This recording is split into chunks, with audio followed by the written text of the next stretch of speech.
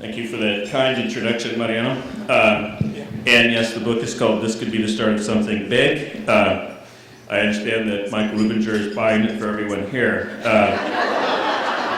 I'm very excited about. As many of you know, I'm also quite excited because we just negotiated the movie rights to the film, to the book. I'm going to be portrayed by Antonio Banderas. And I'm particularly excited because for a while it was George Lopez, and while that is cool, that is cool. I was asked today to try to weave together some themes with regard to building sustainable communities, both to provide an emotional climax to your conference. I mean, by the time I'm done, you will probably be crying, or at least inspired. So I was asked to, in this talk, address the state of the national urban crisis, talk briefly about the rooted nature of the regional economy and how this changes development and organizing and coalition building.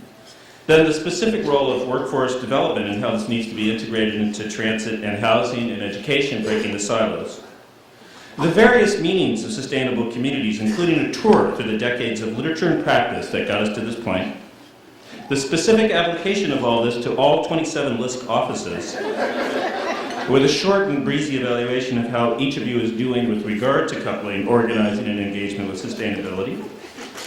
And if that wasn't enough, I was asked to comment on the Obama moment, to prognosticate about, now that we've seen the reluctance on the part of Iran, whether we will have to really bring out the heavy penalties and force them to listen to the healthcare debate in Washington.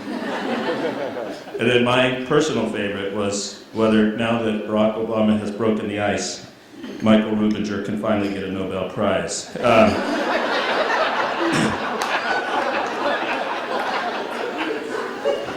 Think about it, he keeps you talking to each other, right? That's got to be worth something.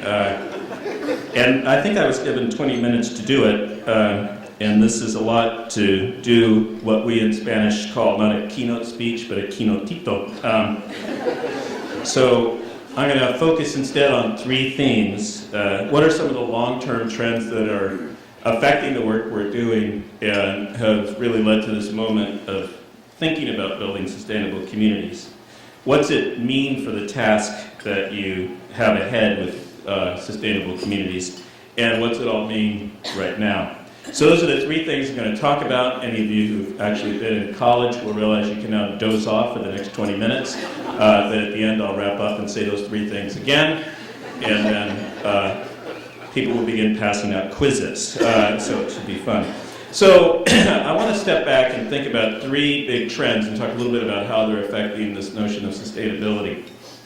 And part of the reason for doing it, I've always thought that we are often so involved in the moment that we don't get a chance to think about longer-term trends structuring our work. And it was really driven home to me. I live now in Los Angeles. I lived in LA between 84 and 96. I was actually born in New York, which you can gloat about. I was born in Brooklyn. My mom grew up in El Barrio, not too far from here. And but I was living in LA during the LA civil unrest, and immediately after the LA civil unrest, those of us who were involved in community development and organizing and a number of other things, we kept running from meeting to meeting, thinking if we just went to one more meeting, we'd actually solve something. Have you ever done that? You might be doing that right now, actually, but but in the middle of one of those meetings, a community activist leaned back and said, there's an immediate need to think long term.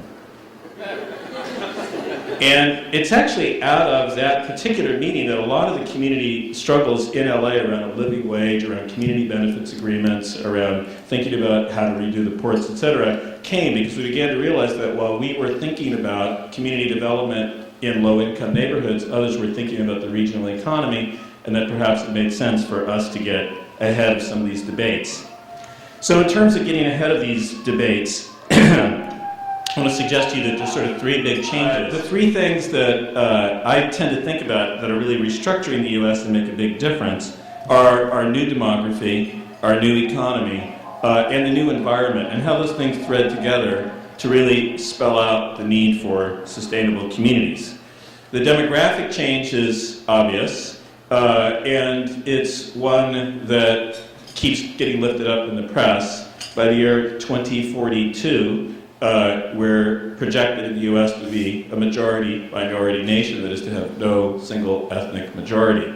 Now, many of you know, if you've been following these numbers, that just a few years ago, that projection was 2050.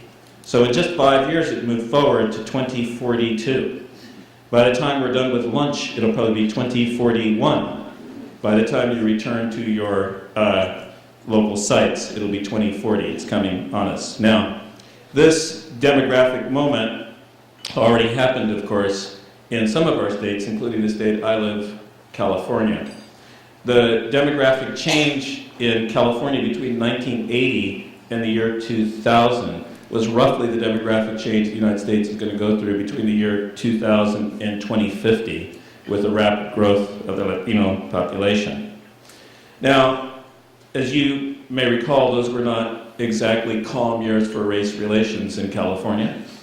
They were filled with civil unrest, spectacular trials, struggles around immigration, and all of that signals much of what may happen in the years to come.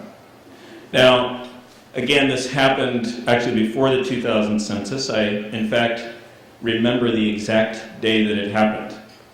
You know how demographers always do that? They say they know the day the 300 millionth baby was born. His name is Jose. He lives in Kansas City. You're like, how did you know that?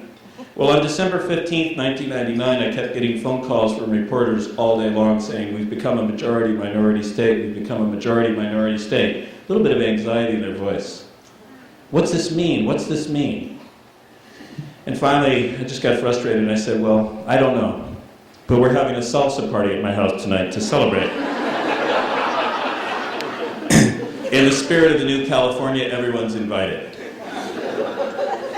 They just have to learn a new step.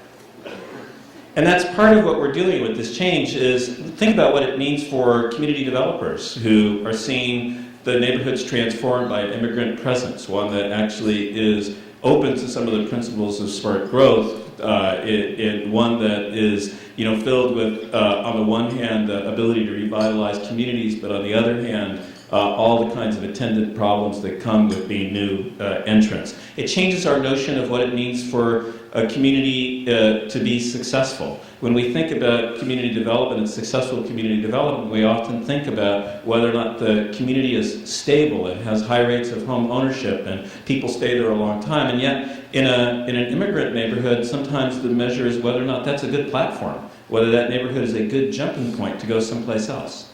So we have to learn a new step. We have to learn a new step around community organizing.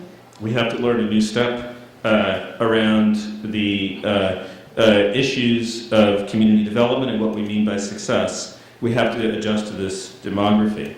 Now, when people hear about this demographic change, they tend to think, my gosh, that's all happening in California, that what will happen that will make the United States majority-minority by 2042 is that California will become 200% Latino.